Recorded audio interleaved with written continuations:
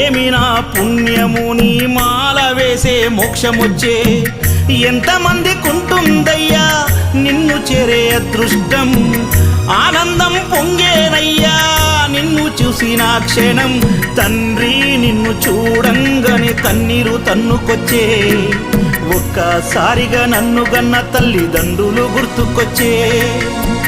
చక్కని మల్లె జాజి పూల పరుపు వేసి